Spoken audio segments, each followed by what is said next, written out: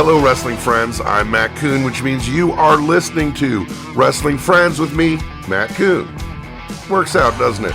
What a show we're going to have for you today. First of all, we are joined by a true wrestling friend, a great friend of mine. We actually had a pretty successful comedy podcast during the pandemic until he kind of got too famous to do it anymore. Mr. Corey Ryan Forrester. Corey is a great friend of mine, one of my best friends in the entire world. He's a great comedian. You might know him from the Well-Read Comedians.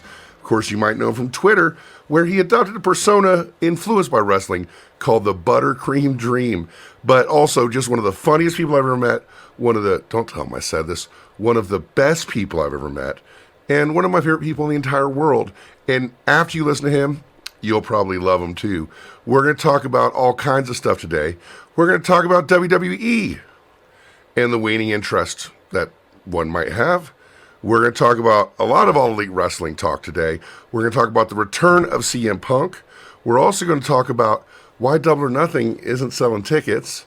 And we're also going to talk about this huge story that's probably going to break today. So I'm going to do a little bit of guesswork. We're going to see how right I am as we talk about this, what's supposedly an over $1 billion deal for AEW with Warner, Discovery, Television, whatever that network's called.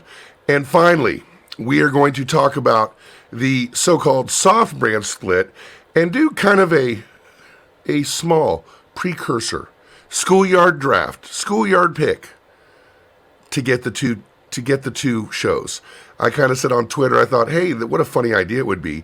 Instead of, like a draft or something, let's just have Kenny Omega and CM Punk do a schoolyard pick to see who plays on what team, who's going to wrestle on what show. It's kind of a fun idea, so we're going to pretend it's happening, and we'll see how deep we get into that. All that and less. That's right, not more.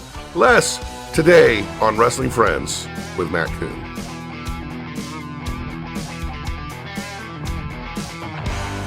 So we're going to start the show off with a little WWE news. Not a whole lot of WWE news these days. Remember when, guys, that WWE was on fire? I went to a house show at the beginning of 2023, and I tweeted, man, WWE is on fire. They didn't have Cody there even. They didn't have Roman there even. And the place was lit on fire with some Bloodline stuff, Sami Zayn, Matt Riddle, Drew McIntyre, anybody you can think of. It was an amazing situation. And then we had WrestleMania with what many, including myself, were calling the greatest angle in the history of wrestling. It was so good. And now, nothing. A lot of people are saying that it has to do with the fact that Vincent K. McMahon has got his hands back on the reins. And one can't really argue with that, conjecture, because things were very different. People were getting hired back. People were getting their last names back. Some of the cheesy stuff was getting dropped, like the 24/7 title. And then, all of a sudden, things seemed to change, kind of on a swivel. And no one's really talking about what's going on in WWE right now. Like, we've got, tag team titles are going to be Solo Sikoa and Roman Reigns against Sami, who is going to Saudi Arabia because now Saudi Arabia will allow someone from his country to go there. And Kevin Owens is going to be teaming with him. And we've got Cody versus Brock again. But it's apparent to me that WWE is kind of blowing it. They're blowing a lot of that goodwill they had. At least they're blowing the momentum, because they're not blowing that bottom line. They're still making a ton of money. These Saudi Arabia shows, they could really just put anybody up there. The stadium's going to fill, and they're still going to get their, 8 figures for the show. But as far as fans go, as far as momentum goes, and also importantly to them probably, squashing down AEW a little bit, because momentum for them means less momentum for AEW. As far as that goes, it seems to me like WWE is suffering a little bit. And I think we can trace it to a couple things. First of all, of course, Cody losing, right? Cody losing, it was a big deal. It didn't work out. And if we imagine everything going on right now with WWE, but with Cody as champ, everything looks a lot more intriguing. Roman's on vacation. Cody versus Brock for the title. The Bloodline desperately now trying to get the titles because they've already cost Roman the title, and he's probably mad at them, going to be mad when he comes back. It's a much more intriguing scenario with Cody with the belt. But also the bloodline stuff, they have the characters and they have the performers to make it as compelling as it can be. But it seems very confusing. And even if it's not confusing, even if you get it, it doesn't really matter because people aren't as interested. People were invested. And invested in the way that I think wrestling should be invested in, which is caring who wins and loses. Cheering for people that you like and booing people that you don't like. That was going on. People really wanted Sami Zayn to win in Montreal. People really wanted Cody to win. And now, I'm not sure. We want Cody to beat Brock, but what are the stakes really, right? We want, Solo Sikoa and Roman Reigns to lose to Sami and Kevin, which they probably won't. But it's not like we're invested. And quite honestly, it's very hard to get invested in the Saudi shows, not just because it's in Saudi Arabia with all the baggage that entails, either on a moral standpoint, but more so, shamefully enough, on a narrative and lore standpoint, because it often, especially when it first started, it was like the Saudi Arabia shows were like these red herrings, these disruptions to the normal narrative that's going on, and almost disrespectful and a sidetrack to people following the story. Oh, we're following the story. Oh, no, wait, Undertaker and Kane are coming back. Huh? Oh, no, wait, Goldberg's going to wrestle for the title. What? And so now Saudi Arabia seems to be, meshed into the storylines a lot better than it was, but it still kind of has that stink on it where it's just not that compelling. We're not all looking forward to it because, quite frankly, a lot of us have been down that road before, and we don't know if it's at 11 o'clock in the morning or 2 in the afternoon on a Friday. It's just not something that we're looking forward to seeing the way that we were looking forward to Backlash, and certainly not WrestleMania. What's the solution? I don't know. I'm just complaining. But I think the solution might be to listen to the fans. When you have a situation like Cody again, which you might not because it's pretty rare, you take advantage, you strike.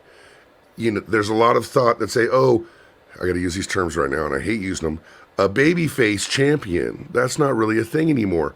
Well, they haven't tried it in a very long time. And if they're going to try it with somebody, who's going to work harder to make that work than Cody Rhodes? Cody Rhodes is not Lex Luger, and they're making Cody Rhodes look like Lex Luger. And I think that is a huge reason why interest is kind of waning in WWE. Again, it's a sliding scale, right? Because they're still a very successful company with very good ratings, but the momentum was huge. It looked like they were going to do something. And now it doesn't.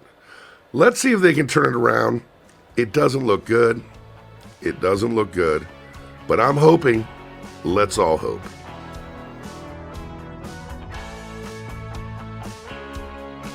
CM Punk is returning to All Elite Wrestling. That's the news that came out today. Of course, we all kind of suspected it. And the conversation has been a lot of, he's a disruption. Should he come back?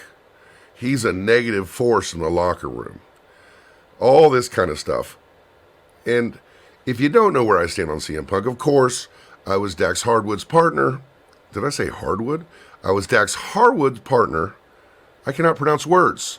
I was Dax Harwood's partner on his podcast. And of course, Dax is a very good friend of CM Punk. And CM Punk might have said at one point that he loved my voice. So again, I'm not like one of those guys who pretends to be unbiased. Fully biased here. Fully biased because I like what I like. You're biased too. We're all biased. Some people like to pretend they aren't biased. And some people actually, if we're being fair, there are journalists who aren't really biased, who do the best job they can. But for me, I have a little bias. And so when I see things like, should CM Punk come back? He's disruptive. On the one hand, that is super stupid. It's just dumb. Because it's not, who is it, Kevin Nash or Scott Hall, who said it's not wrestling friends, it's wrestling business. It's a business of wrestling. And in a workplace, me, you, everybody out there have real jobs. And unless you're like me and you own your business, and I do, you have to work with people that you don't like, which I did forever. There's nothing worse than working for someone that you know you're smarter than. I will never do that again. I would rather die, quite honestly. But I shouldn't say that, but it's the truth. But we all have to work, most of us, almost all of us, have to work in situations with people we don't like. And you just get along. You be professional. And in the CM Punk case, he's coming back, and people have to be professional. Now, I'm not just hand-waving what happened before. What's done is done, blah, blah, blah. That's not what I'm saying. But I am saying that that situation was dealt with. There were fines given, maybe I'm just making that up, I don't know. But there were definitely suspensions given. And it seems to me that this conversation about should he come back was not applied to the EVPs. Now, I got nothing against the EVPs. Again, I'm Dax's friend. And again, I could be biased, but I have nothing against Kenny Omega or the Bucks. I am a CM Punk fan. I like to watch the Bucks wrestle, but the EVPs did get suspended, okay? Anybody who pretends they know what happened backstage did not. I don't. You don't. The reporters who are reporting one side or the other side are meshing together two very biased sides together. They don't know what happened either. A lot of people didn't really know what happened who were there. I hate when people say that, but that's the fact of the matter. But we do know this, the EVPs got suspended. For what? Not sure. But they were suspended. And was there conversation about whether they should come back or not? Or did they come back to a hero's welcome with fucking Kansas playing and the world's longest intro coming to the ring? I think they maybe should have edited out the verses. I'm not sure how they should have done it. The entrance was fire, by the way, when they came back. But that conversation did not take place when the Elite came back. It's coming when CM Punk is coming back. And to CM Punk, I know it seems to a lot of people that CM Punk acts like the world is against him and, everybody's got it in for him. And this is a case where he could make that argument because there's a whole lot of people saying, hey, is he good for the company? Which, by the way, he's really the only person who's made a measurable metric difference in money being made for this company. He's the only one. So, yeah, it's good for the company. But psychologically, professionalism, culturally, is it good for the company? Did you ask the same questions when the Elite came back? And by the way, when the Elite came back, a lot of people forget about this fact that they taunted CM Punk in the ring, on television. Now, a lot can be said about the things Punk has said on Instagram and, in reaction to Dave Meltzer putting out a report, or in reaction to someone else putting a report, about him not wanting to lose to so-and-so and it not being true at all. But we're talking about on television. They're mocking CM Punk on television. They mocked the Fight on television. And are people saying, hey, are those guys good for the company? Should those guys come back? Do those guys have a negative impact on the culture of All Elite Wrestling? People aren't saying that. Is that fair? Is that the same kind of measurement we want to use for CM Punk that we're not using against the Young Bucks and Kenny Omega? It doesn't seem right. So let's put that behind us. And if we're going to make those arguments, you got to make it all the way across. Because truly, myself, you, nobody, not Dave Meltzer, not anybody, said Dave Meltzer like he's a terrible person. I don't think he's a terrible person. Not Dave Meltzer. Is that better? Not Dave Meltzer, not me, not anybody knows what happened in the Fight. And if he's coming back, it's good for wrestling. It's good for All Elite Wrestling. It sold some tickets in Chicago already. And he's not even back yet. So anyone who thinks he shouldn't come back or he's bad for the company, first of all, doesn't understand business. And second of all, is being a little bit of a hypocrite, in my opinion. So coming up next, we have Corey Ryan Forrester, one of the funniest people I've ever met in my life. One of the best people I've ever met in my life at all. Huge wrestling fan, very successful comedian, and one of my true wrestling friends that I met through wrestling. But before we do, Corey and I started a podcast during the quarantine. And the quarantine brought us a lot of messed up stuff. But it also brought us some things that are in our life forever. And there's one thing that I'm grateful it brought into my life, and that is ButcherBox. way before we got a sponsorship with ButcherBox, I used ButcherBox, and that pretty much delivered my meat for, that 2-year period. And then I kind of let it expire off, and then I was trying to, cut out some subscription services, but I realized it was one that I missed, so I started up again, and then sure enough, we're getting sponsored. Now, Butcher's Box is someone, I can say Butcher's Box, it's ButcherBox. They are a company that sends you meat every time period that you could possibly imagine, depending on what you want and when you want it, and they're always offering good deals. Like for me, I like a filet mignon, so I get some filet mignons, and I also get some New York strips, and I love that. And you put them in your freezer, you forget about them, then one day you're like, oh wait, I have a steak. I love some ButcherBox. You should try it too. We have great deals, but they always have great deals. But it helps us out a lot if you use our promo code. And of course, we have our legacy promo code DAX. And you can just get on butcherbox.com. If you're not even sure, just get on the website and check it out. See what's offered. And, what I did is I kind of calculated per pound what it would cost me. And then I kind of added in what it cost, like what it was worth to me to not have to go to the store to get it. And for me, it was a huge, huge benefit.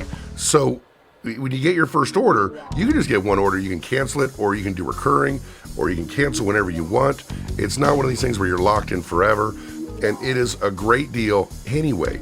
But it's a better deal if you get $20 off. And it's even a better deal if you receive ground beef for a year in addition to your order. So if you go to butcherbox.com right now, you sign up today using code DAX. That's right, it's our legacy promo code. Use DAX. You receive ground beef for a year and $20 off your first order. That's 2 pounds of ground beef free in every box for a year, plus $20 off your first order when you sign up at butcherbox.com/DAX and use code DAX. And let me tell you, you get that ground beef, it's in your freezer, you can use it for anything, and you forget you have it, and you're like, oh, I'm making spaghetti, or oh, I want to make some chili, or oh, I want to defrost and make some hamburgers. It's always there. I always order the ground beef anyway, and you can get it free. Just use the promo code DAX, butcherbox.com/DAX, use code DAX, get 2 pounds of ground beef free in every box for a year, plus $20 off. Guys, try it out, help out the podcast, but most importantly, help yourself out by using this great sponsor.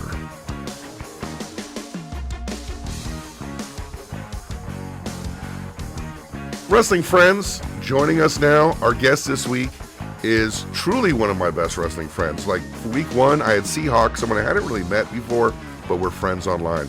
Week 2, Colby Carino, someone I'd hung out with and become friends with. And this is truly one of my best friends in the world, one of my favorite people in the world, and we absolutely, positively met through wrestling. You may know him from Comedy Central, you may know him from the MTV Movie Awards, you may know him from Twitter, or part of the Well Read podcast. He is the infamous comedian, actor, Renaissance man, Corey Ryan Forrester. How you doing, buddy? Hey, nice to meet you, Matt Coon. How are you? It is nice to meet you as well. I'm kidding. I echo all the things that you said. You're one of my best buddies, and I'm so glad to talk to you in kind of person. It's good to see you. Corey and I, we had a podcast for a while during the pandemic, and we hadn't seen each other for the entire length of the podcast. So when we finally got together on a Super Bowl weekend, we hung out and talked and shut everybody else out. It was like we just did a podcast together. Yeah, it was great. And it was one of those weird things where I think you were the first person that I truly became really, really good friends with exclusively on the internet. Do you know what I mean? I have people that I've met, and then we kept up with each other on the internet and became better friends. But you were someone who I had just never met in real life. We became really, really good friends. And then of course, when we finally got to see each other, it was where have you been my whole life, Matt Coon? Absolutely. I don't want to break the yes and quality of good podcasting. However, we met in person first. I know. I remembered that as soon as I started talking, and I was like, you know what? I'm just going to roll with this. But we met very briefly, and then our relationship nurtured on the internet. But again, that goes against what I was just saying. So It's we met at Starcast yes. Vegas, and it was the strangest night. It was just a strange crew. We all went out to eat, and it was you and Cassio and me, and Paul Janaway, the singer of St. Paul and the Broken Bones, and I believe maybe Mark and Allison were there. Our dearly departed friend Mark Nielsen. I know Jeff Jewett was there. Eric Rottencrotch was there. But you and I kind of hit it off, and then we hit it off in the chat. We're kind of like-minded. And then we started a podcast. But wrestling's what brought us together. That was an insane weekend. Dude, I put on like 20,000 steps a day in that fucking casino. Oh, dude, it was absolutely intense. That was my first experience at any type of wrestling convention, and for it to be Starcast in Vegas is kind of like, well, where do you go from here? But, you know, aside from you, genuinely, I've met some of the people that I hold the most dear in my life. I've met through wrestling, which I think says a lot about our great sport. Well, I will ask you this because you are a comedian. You're known for being funny.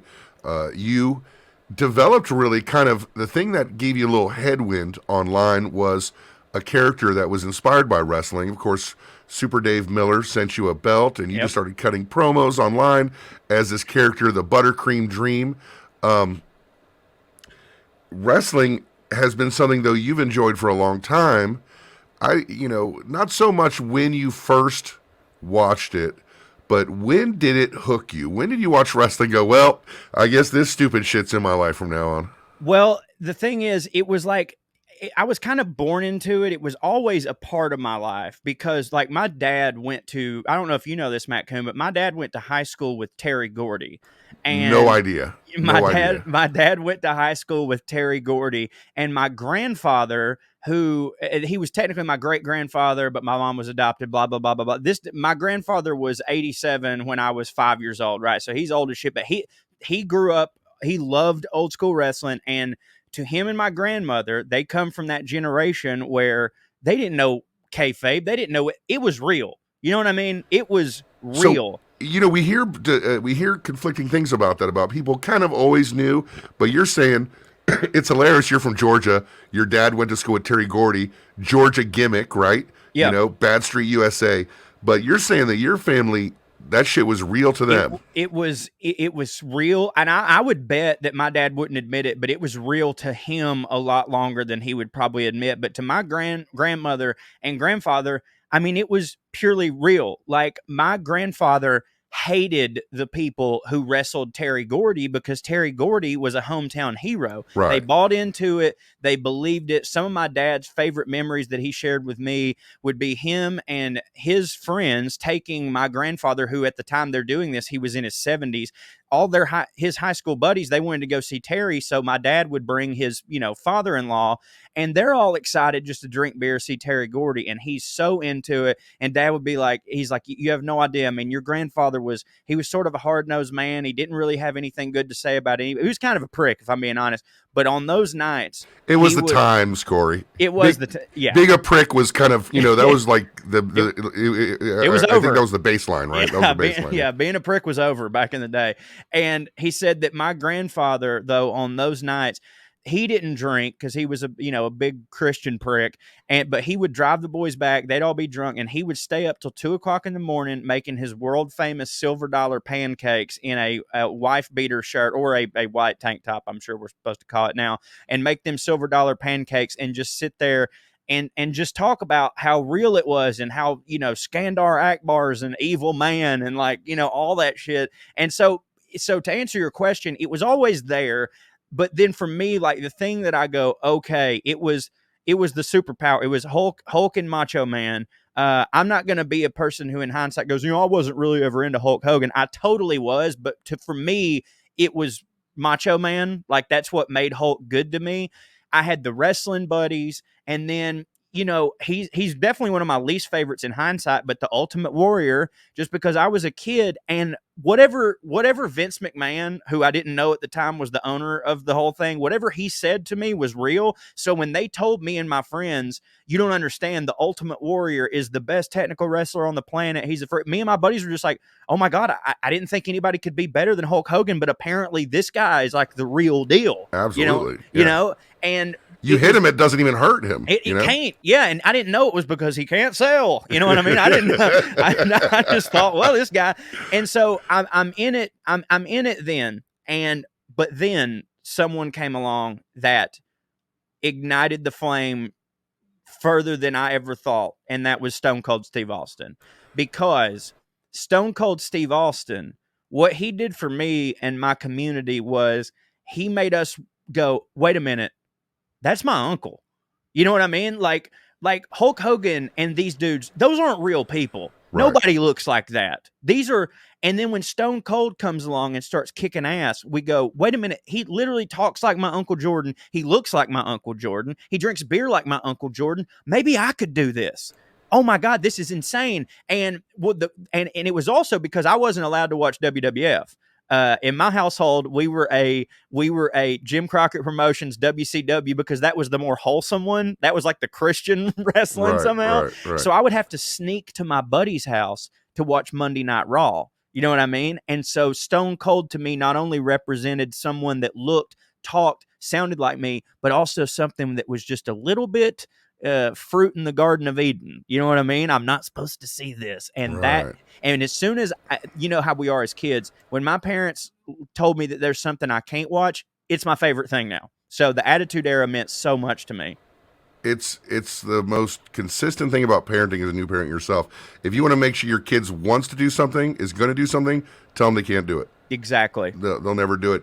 And it's interesting with Stone Cold Steve Austin, you said you related to him as a real character. Like, he seems like a guy, like if you got stuck in the mud, he's got a winch and a tow rope and he's ready to go, right? That's exactly right. Real guy.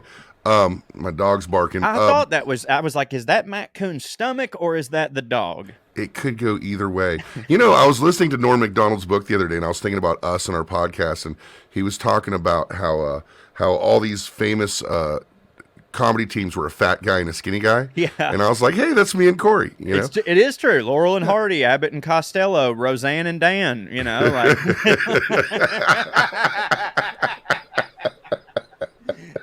Hey, so with the Stone Cold thing being a real person, the thing that hooked you into, I'm going to guess here, because it was this way for me, that the way it hooked me into wrestling with these larger than life characters, for me, of course, it was, you know, the people that fought Hogan, the Road Warriors. A lot was an extension of like comic books. Yes. Where you had like superheroes, and then especially if you thought it was real, you go, these are real comic book characters. Yes, that's 100% true. And I think that's why Stone Cold was so important in the longevity of my like wrestling fandom, because I think that if like it had been all comic book characters, of course that's great when you're a kid. And listen, looking back, I probably love the old stuff now more than I even did when I was a kid. But like, I don't know how long I would have been into these fictitious Hercules type men before I went, oh, wait a minute, this isn't. But then when you got your Stone Cold, you go, this is a guy who's regular, and you know what? The most relatable thing in the world, the stroke of genius.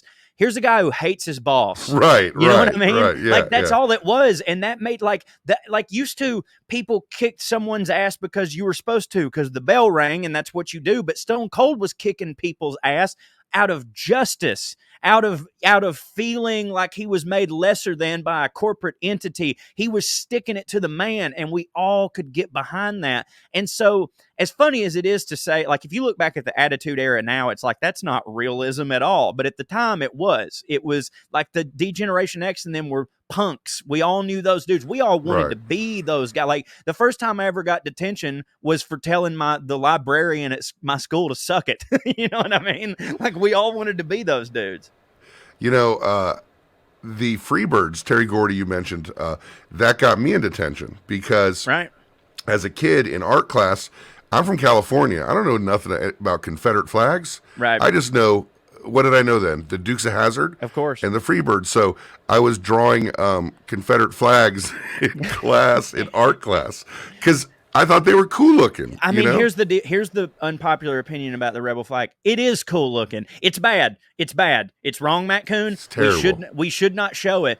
But all. like, it's aesthetically superior. It's aesthetically superior. Look, those T-shirts weren't selling because a bunch of kids were like, "I'm for slavery." It was just because it was badass and it was on the General Lee. Like, it's a good looking flag. But again, we need to let that part of our history die. But also cool looking. So cool looking, dude. But yeah, I mean, dude, for me as a kid, I mean, it was the General Lee, it was the General Lee, it was the Freebirds, and it was also Skinnerd. I mean, sure, right? Those trio of things that hit for me. Like, how was that? Like so. Honestly, the fact that I was able to let go of the Confederate flag is for anyone out there listening, it means you can do anything. I promise you, if you put your mind to it. It's like the Mirepoix of rebel flag condemnation, Yes. like those three, especially a kid from me like California, not knowing anything about it. I'm like, oh, it's a cool looking thing. And the people at my school were like, Matt, what the hell? Dude, the people, by the way, and I know that you got over it, but the people from California and people from non-Southern states who have the rebel, like I met this dude one time who he was from California and he had the rebel flag tattooed on his calf muscle. My God. That's the worst type of person that you can be, because then it's truly just hate, not heritage. Right. Like, it's not even, you're like, quit stolen papal valor, quit this. So the Stone Cold thing was interesting because it was a lot of reality-based stuff, but also kind of this revenge fantasy. Like, oh yeah, Austin McMahon was this revenge fantasy that all of us could get into, and it was an exception to the superhero rule, the superhero thing, and that's what made it cool. Is a mistake maybe that was made was that they said, hey, maybe everybody should be like this. Maybe everybody. And then now we have a lack of these larger-than-life characters, and we have everybody based in reality, so the exception is not as cool anymore.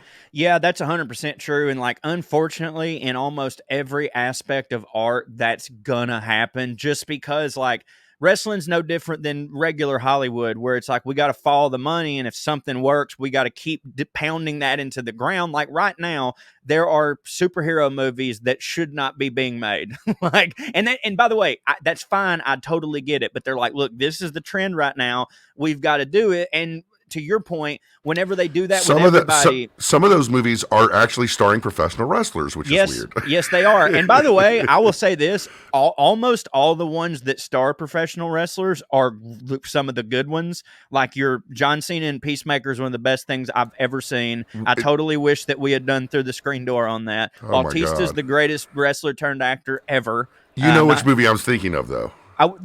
Black Adam. Oh, it's just awful. Just terrible. Yeah, but hey, Matt Coon, you have to admit the hierarchy in the DC era did change.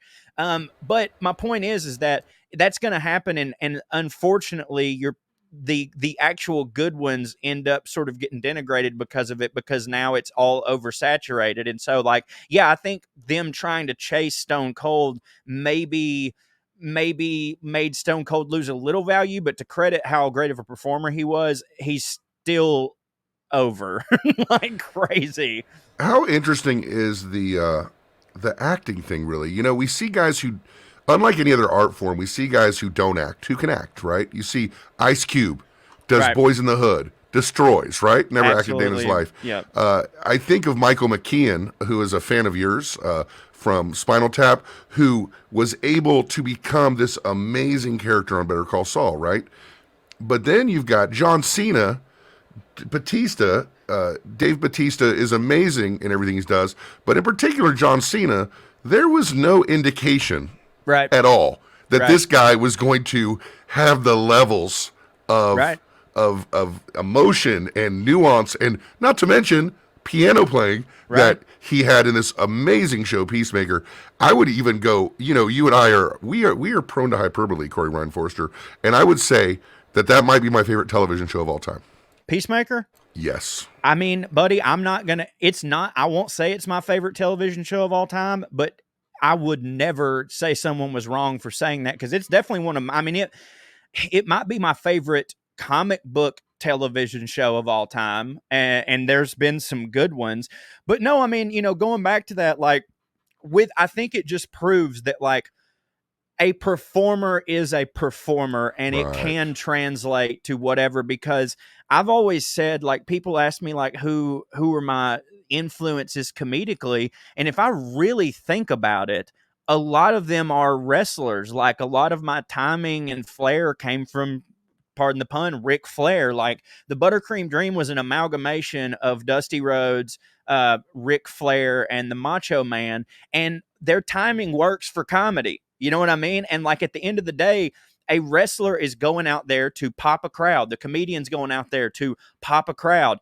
You have to use the audience in your favor. When it's down, you got to do something different. It's all a dance. You've got to learn timing. You've got to learn to be as visible to the person in the back row as you are into the front row. So, like, and I say comedian because a lot of comedians shock the world sometimes. Like, Patton Oswalt is a fantastic actor, and I think it's because now, granted, there's plenty of comedians that can't act, but, like, I think it's just because all those motions are very similar. We're all trying to do the same thing. Like, I think with wrestlers, what's different is there's a ton of wrestlers that could be very good actors, that could be very good comedians. Not a lot of the other way around. There's not a lot of actors and comedians that you could go, okay, go train for a year and then whoop that guy's ass at WrestleMania. Right. And I've seen some wrestlers try stand-up comedy, and stand-up comedy appears to me to be the most difficult form of performance art. I mean, to me, I say it's not, but that's only because I do it and I try to do other things. And I don't know, man. I get why people say that. And maybe it's only because I've been doing it for 20 years and I'm pretty good at it. But that should tell you right there, I've done it for 20 years and I'm only pretty good at it. So it is kind of difficult. But, like, I don't know, man. Like, I look at, I find Ricky Gervais's most challenging work to be when he's doing something dramatic, and I'm like, how the fuck did he do that? Like, I know how to make someone laugh, but how did he just cry? How did this guy pull this? And like I don't know a comedian that could do Daniel Day-Lewis. Now, granted, I don't think Daniel Day-Lewis could make me laugh. Maybe he could. No. He would insist on you laughing, though, when he was off camera. But if you told Daniel Day-Lewis to act like a comedian, then he probably could, because there's no role that he can't do. So I don't know. Well, let's continue this theme about comedy in wrestling, because there's a term that funny does not equal money in wrestling. And I think maybe you might have a viewpoint on that, because my viewpoint is, if anything's funny enough, it's funny. Right. So we talked about stand-up comedy being a high art form. Maybe it's because in stand-up comedy, you have to write it, you have to perform it, you have to do all this. And I think in professional wrestling sometimes there's a disconnect where there's writers who don't write comedy, and there are performers who aren't used to reading off a page, and it's usually funnier when they're just being funny. Of course. Where do you feel comedy has a place in wrestling? Well, I think that being a comedian, I probably tolerate more of it than some people. Because, I mean, correct me if I'm wrong, but that's a Cornette phrase, correct? I think probably. That sounds right. And now this is the same guy who dressed people like turtles. And I love Cornette, by the way. I do. But I think that... And he was also hilarious. He's one of the funniest. That's the best part about him, is how funny he was. Right. I think, though, that even being a comedian, it is still something that needs to be used sparingly. Now the definition of sparingly is subjective. So what some may call a little bit, some would call a lot. But I think that, especially if you're doing Raw's 3 hours now. If you're doing a show like that, you do need to have a little bit of levity. Because, I mean, let's face it, like The Sopranos, not a comedy, but it's filled with jokes, because you need to break that tension somehow. And I think that wrestling, when done great, is more of a variety show than anything. Like, it's like, you could just have 5-star match after 5-star match after 5-star match, but we want Piper's Pit. You know what I mean? Right. We want to hear Cornette saying some funny stuff. Some people want the divas to come out holding cards. Like, I think it works best when it is like a circus, but again, everybody that loves wrestling, I think, would admit that they do want to be, they want to buy it, even if they know, even if they're like us who are quote unquote smart marts, they still want that moment where they're like, oh my God, he's kicking his ass, and if humor is used too much, you step out of it for a Right. minute. If it takes you out, right? Yeah. Like, I It's don't just think, like, yeah. if something was like overbearingly dramatic, it can take you out. Right. Like if there was like in that in the Rock Hogan match, which is one of the best matches of all time. I don't care what anybody says. That match was great. It was intense. It was emotional. If 15 minutes in they had done like a comedy spot, no good anymore. I mean, it would have still Right. been kind of good, but like we needed to be in that moment. Now, on the other hand, so many Eddie Guerrero matches that were great had comedy spots out the ass, Right. and there's just a certain type of person. Eddie Guerrero is probably not a good example to use because he's one of one. Like, I consider him, he might be on my Mount Rushmore the older I get and the more I look back at his work. And I also, like, to admit it now, I think that oh my God, what was that era, the John Cena era, Ruthless aggression. I think the Ruthless Aggression era is better than the Attitude Era. Like, looking Wow. back. But how Like, I old were missed you? that era. How old were you during the? Oh, so you missed it. Yeah, I missed it because I was quote unquote too old for wrestling. You know what I mean? I Right. got out of it because I was like, like I found out it was quote unquote fake, which I know that's a bad word. I don't mean it. I'm just saying that's what it was to me. And I didn't watch any of that. I was like, oh, it's PC now or whatever, and that there aren't people running around yelling "suck it." And now that I go back, which is, I'm kind of glad that I missed it because now I'm able to watch new old wrestling, if that makes sense. It's old, but it's new to me. And I went back and watched some of that stuff, and I'm like, you idiot, you missed some of the peak years of Kurt Angle and Eddie Guerrero and John Cena just crushing it. And I think that as far as like a total package, that the wrestling was better. I just think it was better. And like, but the Attitude Era, if you were my age during the Attitude Era, then nothing was better. You know what I mean? Nothing. Right. It's interesting what you say about the Raws being 3 hours because you can't have a 3 hour show without some level of dynamic. When you have, right. You got to have the serious, you got to have the action, you got to have. I mean, dude, a 3 hour movie is brutal for me 9 times out of 10. Right? For sure. Even Guardians of the Galaxy, it works. Thor Ragnarok works because they were able to weave comedy in a realistic way, and it didn't come off as too much. Yeah, you need a release every now and then. I mean, like, if you think about most of the movies that people consider like the greatest movies of all time, like, a lot of people would throw out Goodfellas. I was about to say that was. I mean, it's so funny, yeah. And the reason I personally think that Goodfellas is better than The Godfather. That me personally, I think that The Godfather is great, but like, because Goodfellas also was hilarious. Like, it was obviously about serious things. It was about killing, but it showed human beings being who human beings are, and like, people are funny. You know what I mean? Right. Fucking Tony, I'm sorry for cursing. No, we curse here. Yeah. Paulie Walnuts on The Sopranos was so important. Right. He was so important so that when there's a dead hooker, he can say something and everybody goes, ha, ha, ha, it's fine. You know what I mean? And the dynamics are so important. In my house, I have a poster of The Sopranos, or excuse me, of Goodfellas. I have both, actually. I have a poster of Goodfellas, but it's not a poster of the movie poster. It's the picture of the painting where it's got one dog looks one way, one dog looks the other way, because that's the funniest scene of the whole movie. It's like, hey, does that look like someone we know? So for me to buy that poster, that moment stuck out so memorably. So maybe just in wrestling, the comedy just needs to be better. I think, well, it definitely could always be better. And I will say that a lot of the funniest guys to do it wasn't ever what they said. So I know, like, don't get me wrong. There's been some wonderful, obviously there are great wrestling writers. Like Brian Gewirtz is fucking hilarious. You know what I mean? Or Gewirtz, as they call him on Conrad's podcast.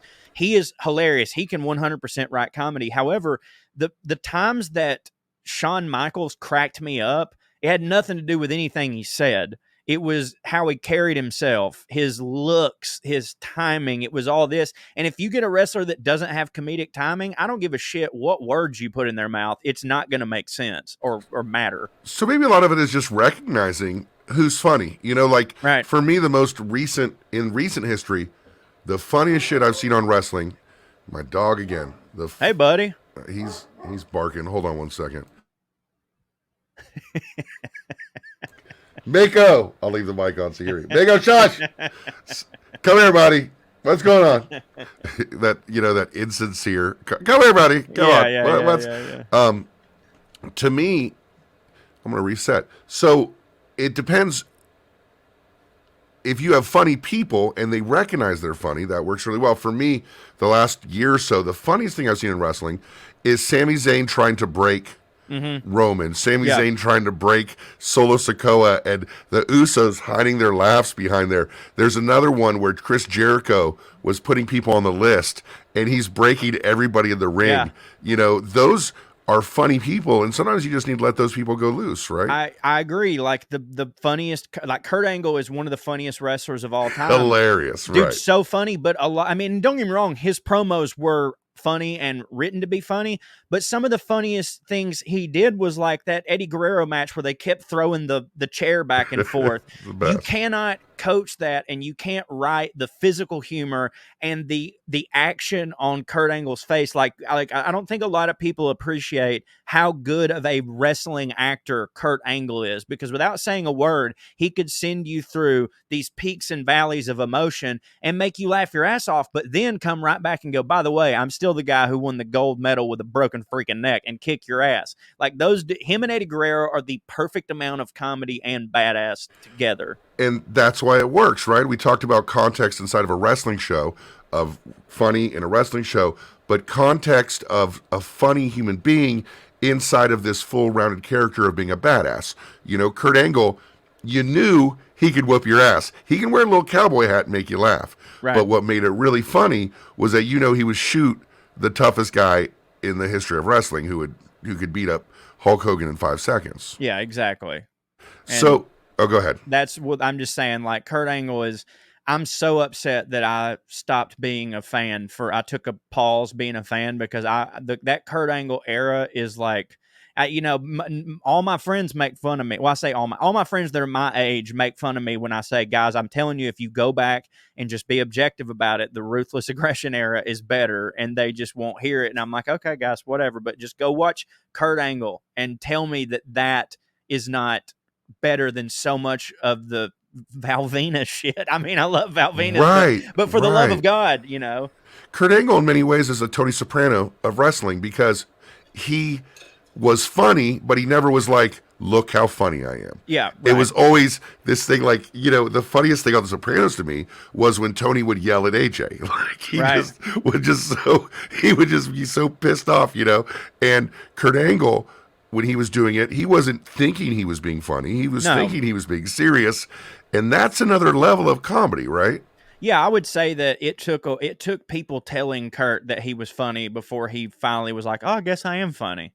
You know what I mean? Like, There's dudes that just, like, Kurt Angle's a fucking, you hear his whole story about how quick he took to wrestling. It's like pretty insane and impressive. Like, if someone did his first year in wrestling is non-paralleled in the history of that's wrestling. What I'm saying. Yeah. Like, I can't think there's no equivalent of that in comedy. Now, granted, it's like, okay, but Kurt was actually he was a physical wrestler before, so like all the moves, of course that was easy for him to learn, but like he immediately went from not being a comedian to being a comedian. You know what I mean? And like, we don't have that. Like, his first year is better than a lot of people's entire careers. And a lot of that is risk, right? Like, you know, you look at someone who's trying to be funny, and then you look at someone like Kurt Angle or Sami Zayn, who are putting themselves out there at great risk, because if they're not funny, even Eddie Guerrero, then, oh shit, they just completely. So I think the courage is a big factor in it, right? Oh, dude. I mean, it takes tons of courage to do that, especially in that sport. And I just want to say that, like, I'm so happy that Sami Zayn is starting to get more his due. because that dude has been phenomenal for a long time. He's And been you've seen the shit in the chat I got for the last 5 years I about know my Sami Zayn fanship. that's accurate, and I think that you and a lot of people were getting shit, and maybe y'all just saw something that they didn't see. But I've been kind of like more with the new stuff. I'm more of a casual guy now, and that's only Right. because of like time and the fact that my wife's not into it, and I don't want to subject her to it, so I record it and watch it later. But like Sami Zayn was always somebody that even in the years of me being super casual, if I saw it, I'd be like, that guy's fucking, he's pretty good, man. Like he's a funny guy. So, speaking of wrestling these days, you said you're casual these days, but I also know that you stay in touch with wrestling. I've been to wrestling events with you. In wrestling today, what's your favorite thing in wrestling today, these days? Man, my favorite thing is, well, first off, I do love that there is a new sort of, well, it's bittersweet. I love that there's a new sort of war because it's number one, the most important thing is more people have jobs. That's And those important to people me. are making more money. Those now. people are making more money, and some of those people have become my friends, so I'm very happy for them. And being in also a competitive entertainment adjacent industry as I am, that's cool for me to see. I want everybody that's good at it to make as much money as they can and to be recognized. I really love a lot of the stuff that's going on in the indies. Because I think social media overall has been sort of a detriment to the art of wrestling, but for the promotion of wrestling and the visibility of wrestling, it's been amazing. And I love going to indie shows. Like I love everything that Mance Warner's doing, that Effie's doing, that there's a kid named Cole Radrick who, remember that name? Dude, I love Cole Radrick. He's great. He's great. Ratty Daddy's great, and you And heard it here, folks. He's going to be huge. He's super underrated as a wrestler. Like in the ring, he is smooth. And he's I think he just won a championship of some type. Cole Radrick is great. Yeah, he's awesome and also great dude. And I love now that younger talents who are blowing up have more visibility than they ever did, because used to, dude, like there was no take a video on your phone. There was just, you work these indies and you send a tape to Connecticut and hope that something happens. But like more dudes are getting their opportunities now. Of course, with that comes the oversaturation of the market, but you'll have that. I love what's going on in women's wrestling because I think that they're finally being treated the way that they should be treated, which is as wrestlers, not as, I mean, of course, there's never not going to be a TNA aspect of it because that's just, they have them and they're there. So we like it, and we're guys. But and so, I love what they're doing in the female. The only thing I don't like about what's going on in female wrestling is that Rebel is completely underused, and Rebel should be on TV every single week. Talk about comedy timing. She's so fucking funny. She's funny, and not to be sexist, but like she also is gorgeous too. So what's the excuse? Like you know what I mean? Like I get a TV executive being like, "Oh, this person's really great, but they're hard to look at, aren't they?" She's not. Like, and again, I'm not saying that you should only put pretty people on TV, but that's historically what they do. It doesn't hurt. It doesn't fucking hurt. She's gorgeous. She has great timing. She's amazing. And also has, I am a little biased because she's become one of my best friends over the past 3 years. But to me, that's the only thing wrong with the women's division is they're not putting a strap on Rebel. But I love all that stuff. I absolutely love the Danhausen, like I said, Effie. I love Eddie Kingston. There's so much good going on right now that I wish I wasn't as casual about it. There's just, and frankly, I'm the most extreme casual. I consider myself casual, but like I do know a lot of shit, because I keep up with it through the chat or talking to you. Like I'm really interested in all of it. I just don't always catch it live. GIFs or clips or Twitter can keep you up on what's going on. Oh, for sure. And I'm in all the squared circle subreddits or whatever. But so yeah, honestly, just because I'm not watching it live on Wednesday doesn't mean like what usually happens is I won't like Wednesday nights when Dynamite is on. It's like my wife and me are both in there, so I'm not going to make her. I'll record it, and then if everyone in the chat is giving it the thumbs up, I'll go watch it. You know what I mean? Like I'm basically a snob with it. Like if people are talking about it, I'll go watch it, and if it was sort of everybody's like, dead episode, I'm like, cool, I don't have to subject myself to it. That's wonderful. How much do personal relationships play a part in your fanship? Because for me, like I watch AEW because I have friends named, Cash and Dax, and I want to see them do well. And then in WWE, there's someone there that I like very much that I'm an acquaintance with named Cody Rhodes, and I'm invested on a personal level in seeing him do well. How much do your personal relationships affect how you watch wrestling? Oh, huge. And like, as we know, Dax is my cousin. And the only reason I didn't bring him up on what new stuff I'm into is because I consider him a grizzled vet and not new, but I do like the new stuff that he's doing, that Cash is doing. And yeah, I mean, I would be lying if I said that like I will 100% tune into AEW if I know there's an angle with Rebel in it. And I've gotten to be friends with a lot of these people, and I want them to succeed. And dude, I'm loving Cody at WWE. I really am. And I think Fantastic. and I think anyone who doesn't think that WWE needed Cody Rhodes right now is just being an idiot. They're being the tribalism, Matt Coon, it should not affect me as much. I should just go whatever, let these idiots do what they want. But it does bother me. Like that whole thing being a part of wrestling sullies it for me. Like all these people, like, dude, I'll live tweet a SmackDown or something, and people will be like, "I thought you were an AEW fan," and I'm like, Right. "I am. Right. I am an AEW fan. Like, if I go see Batman, do you think that revokes my Spider-Man love? Like, are you an idiot? Are you the dumbest person ever?" But I love what Cody's doing. The story is great. Say anything you want about the guy. He busts his ass, and he deserves it, and he's a fucking star. And I think he's making WWE. I've watched more WWE since Cody went than I have in a long time. I'll tell you that much. He seems to me to be the guy. And also, when you know the story, you know how hard he worked to get there. It's a pretty cool thing to watch in real time. We watched him in AEW, talked about him then. We have friends who are friends with him. You're wiping your face. Are you tired? Are you No, tired no, of this? I have allergies, Matt Coon. My eyes are itching. Oh, the allergies. I apologize. We should just take a break, just talk about allergies for 20 Jesus minutes. Christ. I think that really hit for people. It's killing me. It's just, yeah. I have a white car, but it's more yellow now. You know what I'm saying? Absolutely. It's the worst. My black car has a gold dust on it, wrestling pun.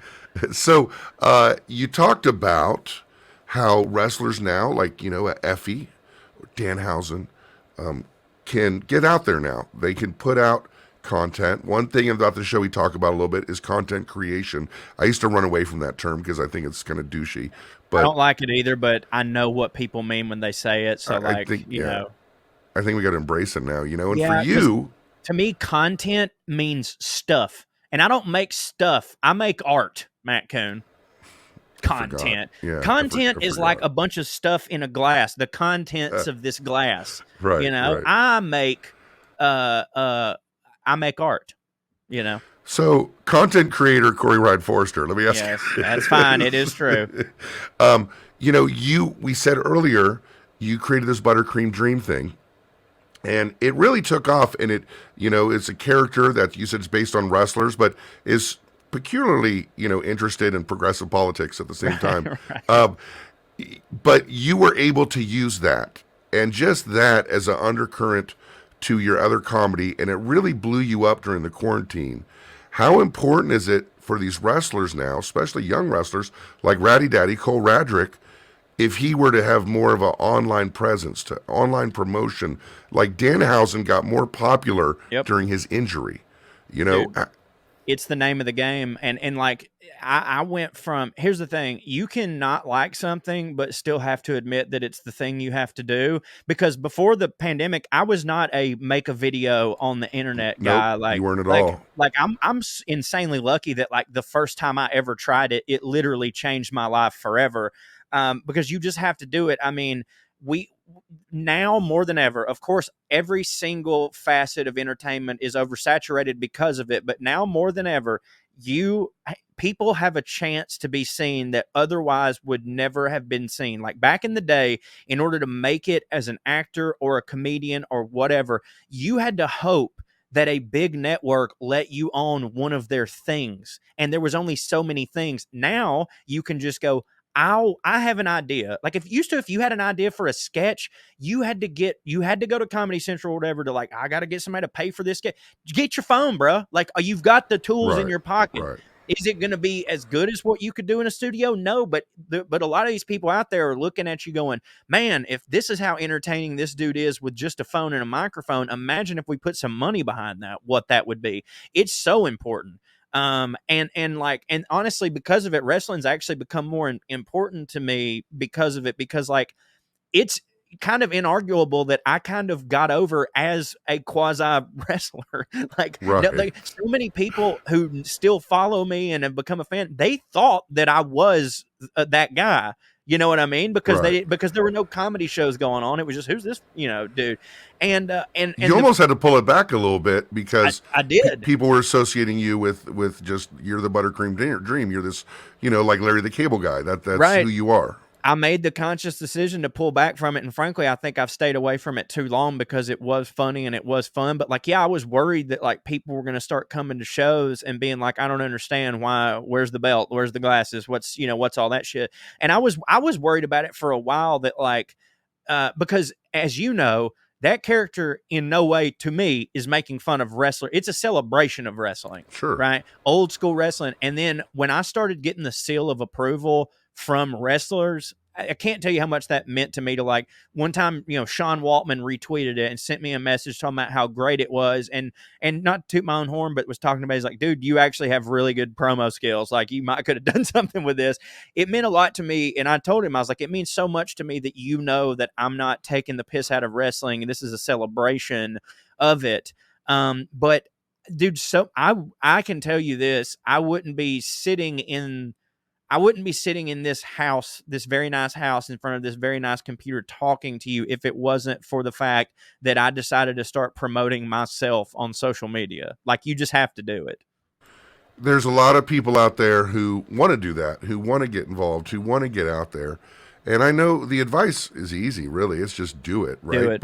But what advice would you give people out there, wrestler, comedian, actor, to do what you did, which is make your career, which already, by the way, was already not doing terribly. You were already a well-known comic and a well-known podcaster. But when you started doing this online, content, these 2-minute videos, it was invaluable to your career. What advice would you give other people trying to do the same thing? I think that a lot of like Hollywood would probably tell you the opposite. A lot of agents would tell you like, hey, find what's working and do that, or, find the formula, what's making money, and then mold yourself to that. And to me, it's just, dude, be your exact self. And the reason is because you'll never be more passionate about anything than something that is your true self, like whatever it is that you're into. Like if you're out there and you're like, I would like to start a podcast, but I don't know what to talk about. The thing that you love the most, do that. Be your true self. And also, when I look at something that I've done, as long as it passes the I think this is funny or I think this is good test, that's good enough for me. Now, every time it doesn't pass everybody else's test, like for every great video I put out, there have been several where people were like, that sucked, but it didn't to me. You know what I mean? So like Right. if you're proud of the thing that you did, then you did a good thing, regardless of if everybody else said that it sucked. You know what I mean? Like there's directors out there. Like my FTR song. Yes, exactly. That FTR song is good though. But like there's plenty of directors and actors that have been in a movie that everybody said sucked and they're still proud of it because they're like, nope, I don't care what you think. That was good to me. And if you're true to yourself and you're passionate, then it'll all come together. But you have to be, and I learned this the hard way though, you have to be willing to fail, because I think a lot of people they let perfect be the enemy of good or even great.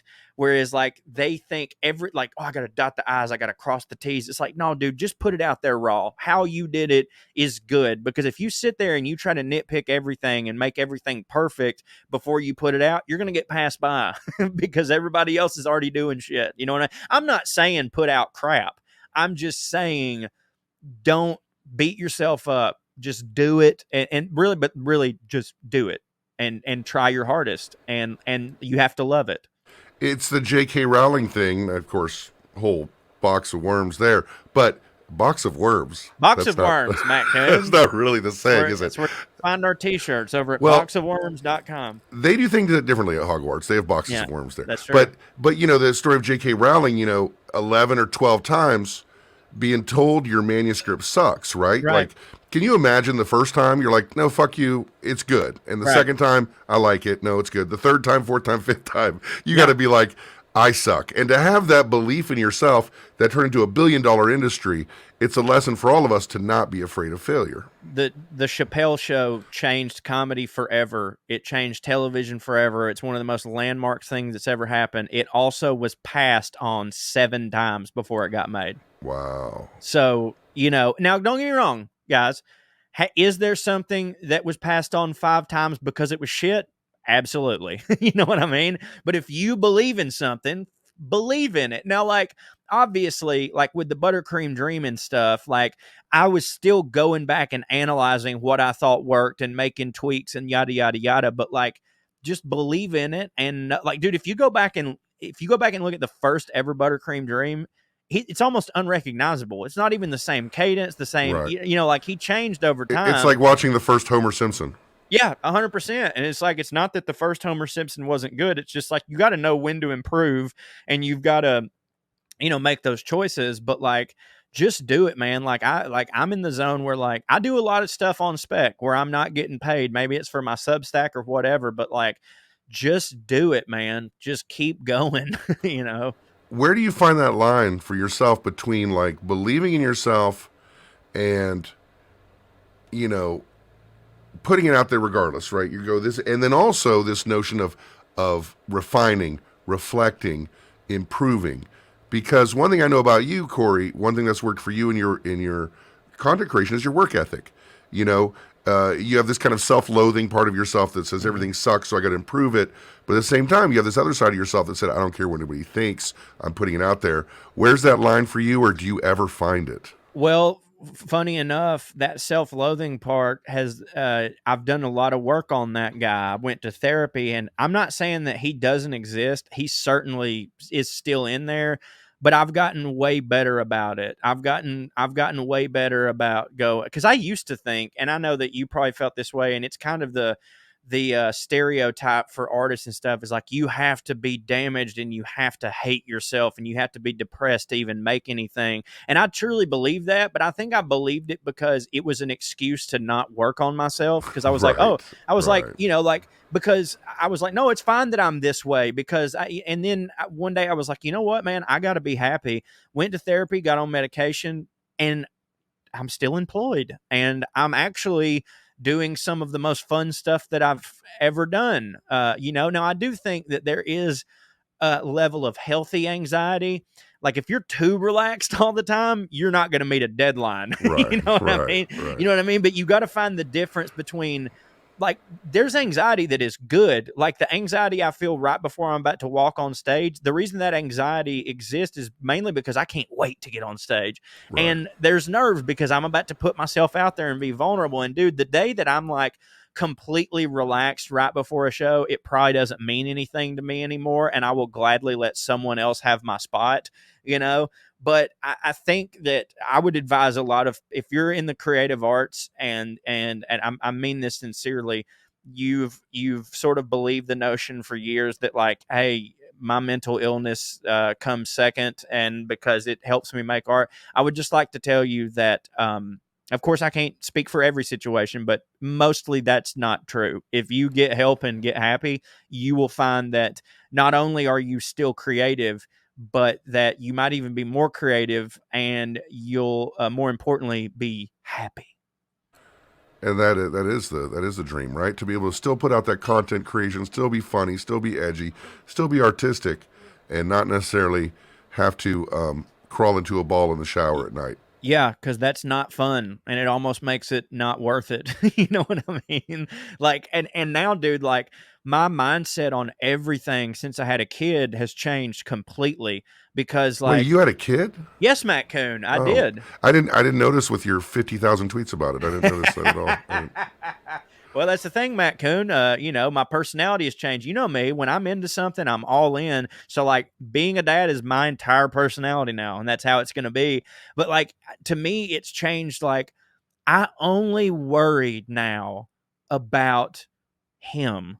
So, as long as I'm making a living for him and he smiles at me and my family is happy, I don't give a fuck what somebody on YouTube or Twitter says. Like, dude, if I'm making money as a comedian and entertainer and I'm absolutely despised on Rotten Tomatoes or what, I don't give a fuck. You know what I mean? Now, obviously, I would like to be critically acclaimed and all that stuff, but like now, I'm just like, hey, man, have fun, put positive energy into the world, do good work, raise your son well. And that's like my only success in this world has to be if he grows up and is a good kid. If he grows up and is a good kid, it doesn't matter that I didn't achieve every single comedic dream that I ever had, or I didn't get 50 million likes on something. So, like, that's genuine. I'm not saying, hey guys, if you're depressed, go have a kid. You know what I mean? That's like putting a roof rack on a car that doesn't work. Like, it's not really going to help much. But you just end up, you have to get over that stuff, and you have to just like, I think that some negative criticism is like necessary to point out, and you go, oh, well, sometimes it just confirms a thing you already believe. Like, I thought people might hate that, and maybe I won't do that anymore. But like, I don't know, dude. I don't even know what I'm saying anymore, other than like, I think it's just better to try to be positive about everything. That I used to think you had to be negative about everything, and that's where it came from, and just not true. Well, it's good that fatherhood hasn't changed your ability to talk in circles. I mean, that's improved it. It's really amazing how this happens. So with wrestling, this is Wrestling Friends, and our friendship goes beyond wrestling. We don't talk about wrestling a lot. We just talk about TV and stuff like that. But we met through wrestling. With wrestling, you've been to a lot of shows, live shows. What's your favorite live moment that you've been to? Man, seeing Jerry the King Lawler pile drive Mance Warner. What a match that was, huh? It was great. Chicago, right? GCW, that was great. And I think, and I can't deny that the moment wasn't made better because I know Mance and I knew how important that was to him. And that was like really cool to be like, this guy, I'm not saying me and Mance are best friends, but we're definitely friendly. And when we hang out, we have a good time. Same. Like me and Mance aren't texting every day, but I love the dude. I think it's mutual. And seeing that moment, like you told me this one time, and I didn't really get what you meant, maybe until I became a dad or until I got therapy. But we were talking about on Through the Screen Door things that make us cry. And you said this, and I will never forget it. You said the thing that makes me cry the most is watching someone achieve their dream. For sure. And not that that's Mance's lifelong dream. That's the thing. But like seeing that and knowing what that meant to him was really, really special to me. I thought that was really cool. Like seeing the Yeti come out one time was fucking awesome too. But like I had to put that stuff on him. On Ron Reese. I had to put at StarCast 4 whatever, I had to put the gauze on him, and I was getting winded. Yeah. So I called like Jay-Z and Pauly B and Hoop, and I go, hey, Conrad wants you to help with this. He didn't. I just made that shit up. Because the dude's like 7 feet tall, and I had to wrap him with like gauze and toilet paper. Yeah. And I think at that same match, another cool thing, this is before Tony Schiavone got back to wrestling with AEW. He was just doing the podcast with Conrad. We were all at a match or at a wrestling event in Atlanta together where the Yeti was there. And also Ken Shamrock, and that was crazy. I did not know he was going to be there, and he came out looking jacked and pissed, and that was pretty cool. But I was standing there as me, Conrad, and Tony, and the people running the show recognized, holy shit, that's Tony Schiavone, and they got him in the ring against his will, pretty much. He was like, no, I don't want to. And they got him in the ring, and he introduced the next wrestler, and he went full Schiavone on it. And it was the first time I've seen like that thing from my childhood. I saw it in person. You know what I mean? Like he was like, oh, the Yeti or whatever. And that was cool Yeah. too, because I could tell in that moment there was a glimmer in Tony. He was like, oh, that was the good shit. You know what I mean? And now he's back, but just little things like that. It's when it's personal now to me is the coolest shit. And I just always think about the Mance thing. It's really great. I remember that Mance match. We were hanging out at the bar afterwards, and he was like limping around, right? Yeah, yeah. And he's like, I'm like, you okay? He's like, man, I hurt my back. And I'm like, how'd you hurt your back? He's like, a body slam. He's like, he said, he told me he was 250 pounds. That fucker ain't 250 pounds. Yeah. I hurt my back. Did you see that I went through a table? Yeah. How do you do with that stuff, like the GCW stuff? I don't do so well now because I know a lot of the guys, when I see them getting cut with glass or like barbed wires, even now watching John Moxley in AEW with all the gore, it's not necessarily for me. Do you go for that kind of violence? I doubt you do. I think you just said the greatest phrase that anyone could ever say when it comes to criticizing or talking about art of any kind is you said, it's not for me. And I think that that's an important phrase to use because we so often go, this sucks or blah, blah, blah, blah, blah. And I hear people say like, oh, the Fast and Furious sucks. Oh, well, 100 million people didn't think so. It's not for me. It's not like a lot of Scorsese shitting on MCU movies. It's not for you, bruh. Right. It's not right. for you. And that stuff isn't for me. I mean, listen, I'm all about getting color the hard way. Did you know just what I put mean? your leg on your chair while you're talking? Yeah, when I get really, I'm intimate with you, Matt. That's Coons. like the 14-year-old girls I teach do the same thing. It's crazy. I know, yeah. and that's because I'm talking about something that I love. But when I of course love when some dude gets color the hard way or a little blood in a match is like it elevates a moment. But frankly, and again, when I'm saying this, I'm saying it's not for me. It's clearly for some people, and that means that it's fine and it's valid that you like it. But when everything is, fluorescent tubes on the head, then nothing is. You know what I mean? Like those should be just like comedy, that should be sparing. And I also look at it like I feel bad for the dudes who are taking permanent damage to their body because they're trying to get over. You know what I mean? Yeah, and, I don't need dude, that. Yeah. I fucking, speaking of someone, this is going to sound contradictory because it's someone that does this. I love Nick Gage. I love that motherfucker. Great dude. And he does it great. He's awesome. But I'm like, I think you're good. I do think you're good without it too.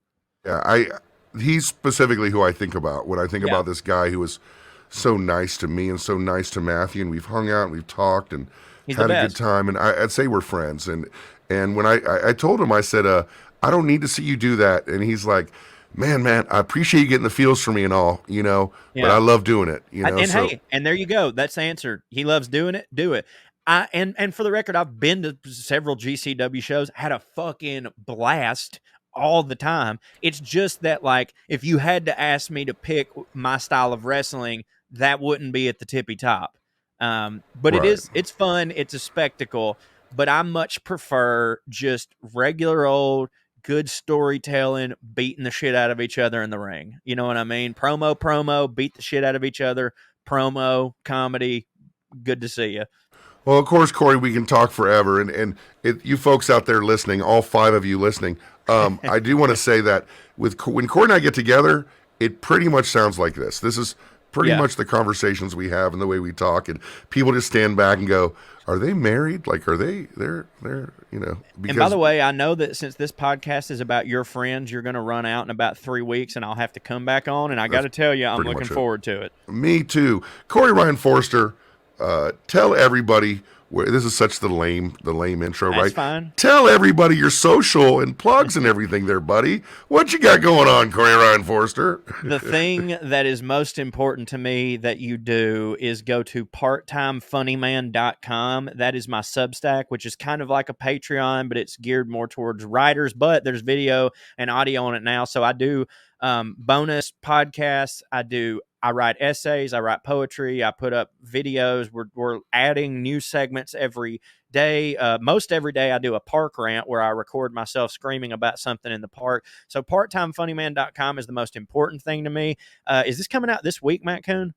This is coming out this week. It's coming out Okay. tomorrow. Okay, this weekend I will be in Knoxville, Tennessee at the Bijou Theater and Asheville, North Carolina at the Orange Peel. The first show at the Orange Peel is already sold out. Knoxville has 10 tickets left, and I think the second Asheville show has like 15 tickets left. So get those at wellreadcomedy.com, WELLRED comedy.com. But again, go to parttimefunnyman.com. That means the most to me. And you also have your podcast as well.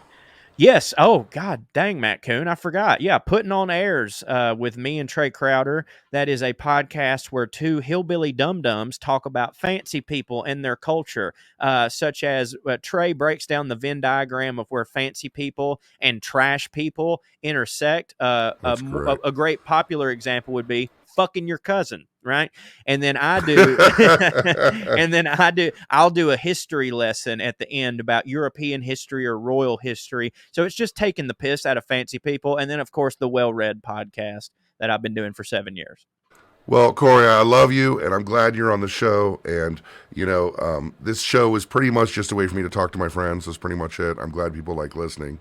I love it, Matt Coon, and you will be on my soon-to-be-announced podcast that will be coming to parttimefunnyman.com before it's out everywhere, so I look forward to interviewing you for that so we can have an excuse to hang out again. Absolutely, and hopefully we'll see each other in real life. Corey, thanks for being here. It's always awesome to talk to you, and I'm sure that people love listening to you. I love you, Matt Coon. What a great interview with Corey Ryan Forrester. When I say great interview, it sounds like I'm complimenting myself. What a cool guy that Corey Ryan Forrester is. Do not tell him I said that. Corey is working, like he said, on hating himself, but more importantly, he loves himself a lot. Like, Corey Ryan Forrester loves some Corey Ryan Forrester, but he also is the funniest dude, loves wrestling, and most importantly, loves me, and I love him too. And I really hope to work with Corey in the future. He's just... he's like my favorite dude. Like, I know he's not listening to this. He probably cut it off as soon as the interview was over because, Corey loves Corey. But he's my favorite person in the entire planet. So I hope you guys enjoyed him as much as I did. Let's close out by talking about All Elite Wrestling. All Elite Wrestling is having a little trouble selling tickets to Double or Nothing. Is this a bellwether? Is it indication of something bigger? Maybe. It's definitely an indication that people are not excited about Double or Nothing. A couple reasons, right? Is that they haven't really set up any matches that are that intriguing.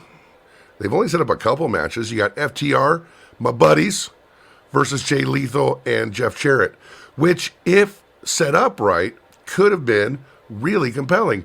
I don't know if you remember, say what you want, some people have mixed feelings about Ric Flair's last match. I thought the lead up to it was fantastic.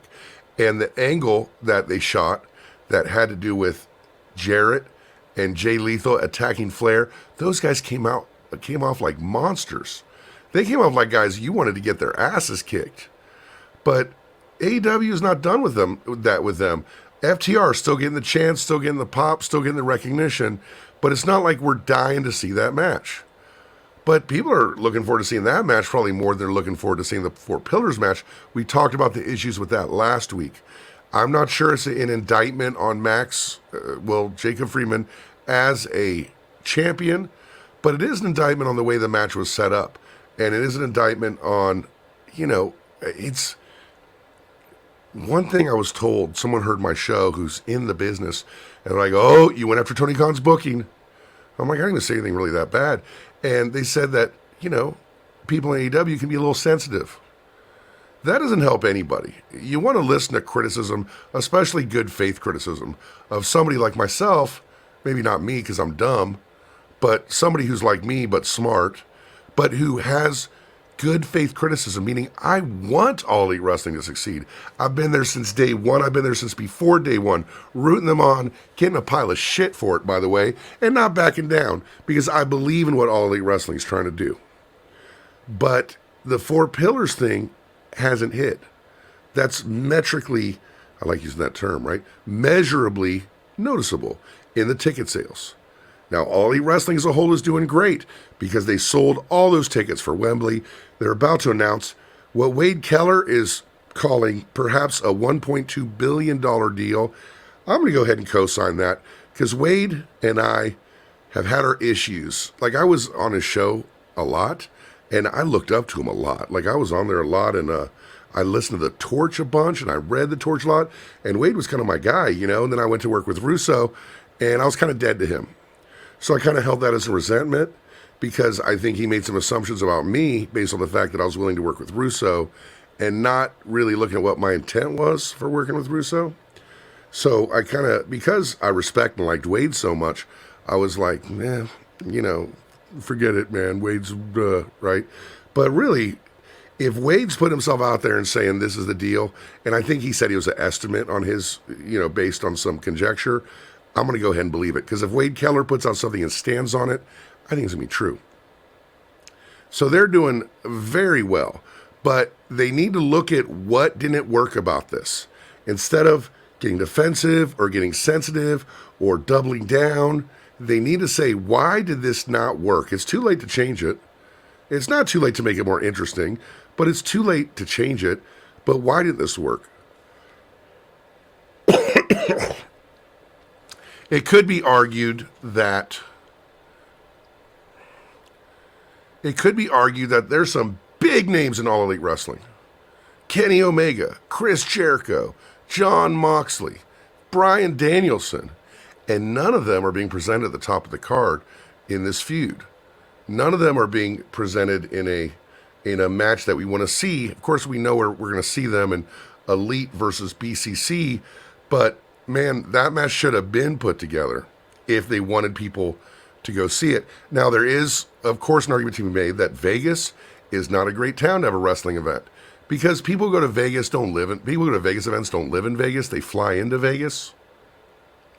But in the past, that wasn't an issue because All Elite Wrestling was so hot. So I think it says more, honestly, about how hot All Elite Wrestling was then, more than it does about how cool it is now. But the fact remains they were able to pack that building before. And if that means that the precedent is there for them being able to do it again. And they need to look at what didn't happen.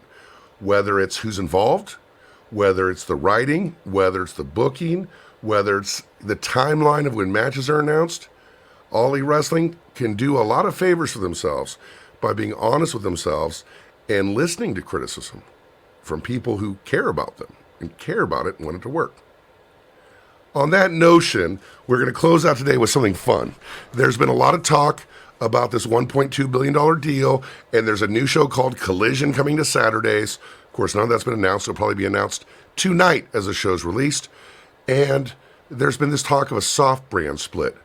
Now, I went ahead and looked at this soft brand split, and in my head, I made up a schoolyard pick between CM Punk and Kenny Omega, because that's kind of what it is, right? Certain people don't want to work with other certain people, and so we're keeping one people on one show and one people on the other show. As weird as that is, and it is weird, because you got a boss, you got employees, you got EVPs, and you got CM Punk, and you got Chris Jericho, and you got all these people who supposedly want to work for what's best for the company. But if you're refusing to work with people, I'm not sure you can make that argument. But that being said, it gives you the opportunity to have this soft brand split. I went ahead and looked at this and talked to CM Punk and Kenny Omega, not really, but let's pretend I did, about their picks. And I came to the conclusion this should be a hard brand split because one of the things that works against All Elite Wrestling that ties into why there's not a lot of interest in the specific pay-per-view of Double or Nothing, but a ton of interest in the All Elite Wrestling brand overseas and in general being able to sign this huge contract is the fact that they have such a huge roster. And if you were to do a hard brand split, only coming together for pay-per-views, or maybe they'll be PLEs by the time you hear the show, you're going to have two pretty good products. And if you have two different writing teams, two different sets of production, two different looks, you've got a real shot here. So this is just one guy's fantasy booking of a schoolyard pick between CM Punk and Kenny Omega to see what kind of shows we can put together. So there's going to be a coin flip, and the coin flip is won by CM Punk. And Kenny Omega's fine with that because really, especially the first 10 picks or so, there's not going to be a lot of conflict. We know there's certain people Punk wants, certain people Kenny wants. So with the first pick, and okay, the rules are also, here's some other rules I kind of made up as I did this, right? If the person is known for being a Ring of Honor heavy person, they're not in the draft. There might be an exception or two, right? If someone's part of a faction, it doesn't matter. I hate that WWE, they draft factions. So you can draft like 7 people with one pick. Tag teams are drafted as tag teams. If one person drafts a tag team, the other person has to draft a tag team. If one person selects a woman wrestler, the other person has to select a women's wrestler to shore out the divisions. And I think we've got that. So CM Punk with his first pick picks FTR. No surprise there. They are the tag team champions. Of course, as the tag team champions, under Matt's rules, they can defend on both shows. They can defend on both shows, but when and if they ever lose the titles, they go back to Collision. Punk is running Collision. Kenny is running Dynamite. And the first pick is FTR. Of course, Kenny Omega, who else is he going to pick? He picks the Young Bucks.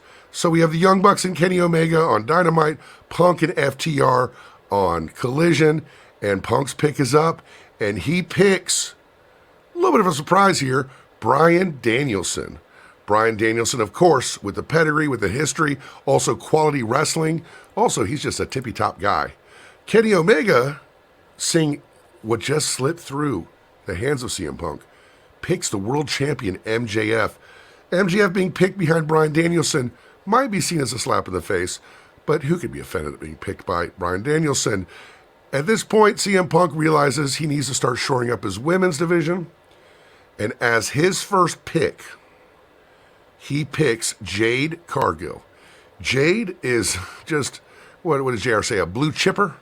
You know, all the tools, undefeated record, underutilized. Like, maybe not underutilized as much as there's a lot more business you can do involving Jade than you do, I believe, with that undefeated record. It seems like the Jade universe is a closed one around her, much like the Codyverse, you know? Of course, Kenny Omega having to want to also shore up his women's division, and because Punk picked a woman as his pick, picks Britt Baker. So now we're getting down to it. CM Punk picks Jon Moxley. Kenny Omega, in a surprise to everybody, because we heard he's going to work with Punk, picks Chris Jericho. So look at the top of these cards. These are not bad wrestling companies at all. You've got CM Punk with FTR, Bryan Danielson, Jade Cargill, Jon Moxley. Kenny Omega has his top tag team, the Bucks, his world champion, MJF, his top female, Britt Baker, and of course his legend, Chris Jericho. CM Punk needs a tag team. FTR's got to feud with somebody, and he picks the Acclaimed. The Acclaimed. Kenny Omega has heard the rules about Ring of Honor, but also notices that Penta and especially Phoenix to wrestle All Elite Wrestling, so he got a special dispensation to draft the Lucha Brothers. We're going to keep going. CM Punk wants to draft somebody else that, in the women's division. Who do you get? Who's next? Saraya Page, a huge name, a huge star, and also someone who I don't think we've seen the best of in All Elite Wrestling. Of course, Punk has history, being in the same company. And Kenny Omega then picks the world champion, Jamie Hayter. It's shorn up, but I think we need some younger guys, some newer guys. So CM Punk decides, you know what? And the thing is that a lot of people don't like this guy, and you'd think that like Punk and FTR and them wouldn't like this guy, but they do. Orange Cassidy going to Collision, and Kenny Omega now sees a young guy getting drafted, and he wants his young guy, and he picks Ricky Starks. Ricky Starks is someone who has shot up on the depth chart recently. You would think maybe in the past they would have picked somebody else that we're going to name in a little bit, but he went with Ricky Starks because Ricky Starks has been doing big things and has a gigantic upside. We're not going to do the whole roster, but we do have a trios championship, and Punk likes the House of Black. And he wants the whole House of Black, but like I said, we don't do the factions. But he made a deal. Of course, talking through Tony Khan, made a deal that CM Punk gets to draft the entire House of Black, all three of the fellas, Buddy Matthews, Malachi Black, and of course, Brody King, and Julia Hart as well. And Kenny agrees to that as long as he can draft Bandito, Big Bill, Sheeta, sounds a little one-sided so far, doesn't it? But also Hangman Adam Page. So we are shoring it up. We have another women's wrestler on each side. We need some big fellas, so CM Punk drafts Wardlow. Kenny Omega drafts Hobbs. Now, we're starting, it seems like we're getting down the depth chart, but we're really not. Because Punk looks around and sees Darby Allin's available. Kenny Omega picks up Adam Cole. CM Punk decides to pick up Sammy Guevara. And you know what? He makes a deal with Kenny. He'll get Sammy and Ty. And at the same time, Kenny can get Jungle Boy and Anna, because we don't want to split up Anna Jay, because we don't want to split up couples, you know? And, of course, time for another tag team. Punk gets the Guns. Kenny gets Jarrett and Jay Lethal. Now, we're just going to do a couple more, but we can go down. As the draft continues, Punk gets Ruby Riot. Kenny Omega picks up Riho. Punk picks up Swerve. Kenny Omega picks up All Ego. Mr. Page. Punk needs some more size. He gets Keith Lee. Kenny Omega gets Lance Archer. In the women's division, CM Punk picks up Rosa, Thunder Rosa, and Kenny Omega picks up Toni Storm. Do you notice? It's not getting thinner. These rosters are deep. Tag teams, Punk picks up the Hardy Brothers. The Hardy Boys. I think you can call them the Hardy Boys, right? I think, can you? Well, the Hardys. And then Kenny Omega, of course, you want to keep BTE going, so he picks up Silver and Reynolds of the Dark Order. Now, the surprise, one of the surprises of the draft, CM Punk picks up Daniel Garcia. So he split from Chris Jericho, but Kenny Omega's got some up his sleeve too, because he picks up Hook. CM Punk picks up someone you might not expect, but someone who runs high on my depth chart, Mr. Sean Spears. Kenny picks up Christian. Punk picks up Nyla Rose. Kenny looks over and sees Taya Valkyrie. Tag teams, Punk gets the Best Friends. Kenny gets 2.0. Punk, they might not get along. But Eddie Kingston, and then Kenny does a favor for Jericho and picks up Jake Hager. And then Juice Robinson goes to Punk. Vikingo goes to Kenny. Miro goes to Punk. Roderick Strong goes to Kenny. Statlander goes to Punk. Willow goes to Kenny. And Danhausen gets picked by Punk. And Commander gets picked by Kenny. And then Private Party gets picked by Punk. And Butcher and Blade gets picked by Kenny. And that ends our draft. There's a few more to draft. There's a few didn't get drafted. Claudio, because he's the Ring of Honor World Champion. Brian Cage, primarily, pretty much only associated with Ring of Honor. But look what we have here. The Punk roster, you got FTR. As far as the tag teams go, right? You got FTR. You got the Acclaimed. You got House of Black if you want to use them as a tag team, right? You have the Guns. You have the Hardys. You have the Best Friends. And you have Private Party. Tag teams for Kenny, you got the Bucks, the Lucha Brothers. You got Jarrett and Lethal. You have Silver and Reynolds. You have Butcher and Blade. And you've got 2.0. That's pretty strong. That's really strong. On the women's side, Punk has got Jade Cargill, Saraya, Julia, Ruby Riott, Thunder Rosa, Nyla Rose, and Chris Statlander. And then Kenny Omega has Britt Baker, Jamie Hayter, Sheeta, also has Anna Jay. Oh, also Punk has Ty Conti as well. and sorry, I forgot that one. Kenny's got Riho. He's got Taya Valkyrie. He's also got Willow Nightingale. Like, those are two strong women's divisions. As far as your tippy top guys, you got Punk, you got Bryan Danielson, Mox, Orange Cassidy, the House of Black guys, Wardlow, Darby Allin, Swerve, Keith Lee, Daniel Garcia, Eddie Kingston, Juice Robinson. I think I forgot about Jay White. So Jay White, man, he get here too. You see how thick this is, and Punk is Danhausen. While Kenny Omega for guys has himself, MJF, Jericho, Ricky Starks, Hangman Adam Page, Bandito, Big Bill, Powerhouse Hobbs, Adam Cole, Ego, all Ego, Ethan Page, Lance Archer, Hook, Christian, Jake Hager, Roderick Strong.